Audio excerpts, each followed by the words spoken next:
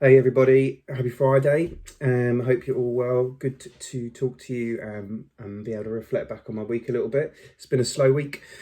Had Monday and Tuesday off, doing some jobs around the house, also shifting some wood, shifting some stuff outside in the miserable rain, which was rubbish, but got it done. Felt very productive. Rest of the week, Wednesday to Friday, was quite slow in comparison to the last few weeks, which has been hugely busy. Importantly, on Wednesday, had a good senior management team meeting, kind of, putting things in order for the next month ahead, but most importantly, thinking about the ways of working for the next 6 months. Now we know pretty much we're going to be remote working again for that period of time. And it's going to be very different from the summer where people had space outside to go and get outside at least. It was light, less miserable. And people really now feeling the strain, I think, of the home working and the uncertainty, certainly with winter, very closely on the horizon. So, putting some strategy in place. One of the things we've tried to put in place is having a set of 4 or 5 just questions that we ask each other regularly that actually mean something. How are you doing? Not how are you doing, open-ended.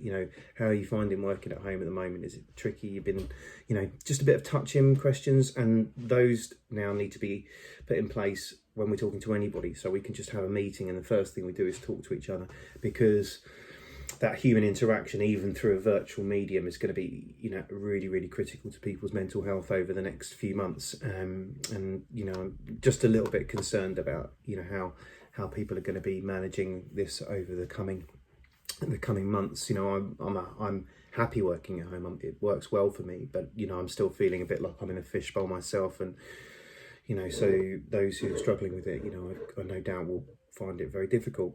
Had a really interesting meeting yesterday with a lady called, I can't remember her name now, Anna Bailey Bearfield. I'm sorry, Anna, for that.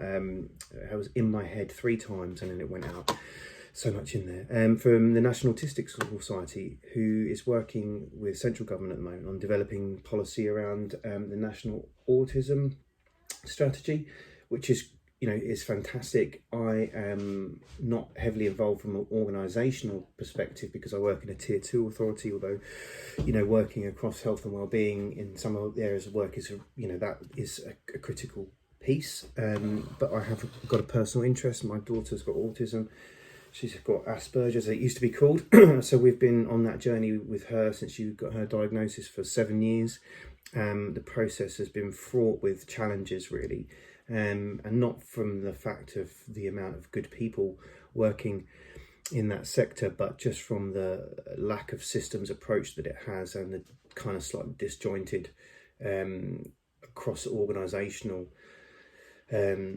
journey that people have to take to access certain services or certain aspects of services, or to get things in place, which is very, very frustrating, even from educational healthcare planners, even just to getting schools admissions and getting support. It's very, very, very difficult. And for somebody who's got the resource available to them to do that, we found it difficult. So I have huge concerns about those families and places who don't have that resource available to them. And that lots of people are slipping through the net with this, which is, it's just not acceptable in 2021 or 2021. I'm nearly there. So it's something I'm very passionate about, and it was great to talk to Anna. She's a real systems thinker, and seeing the strategy come forward will be fantastic from a personal level, and I'm I've given her my commitment to offer to help if I can on a kind of personal basis rather than a professional basis, as it's not directly related to my work, as you'll know.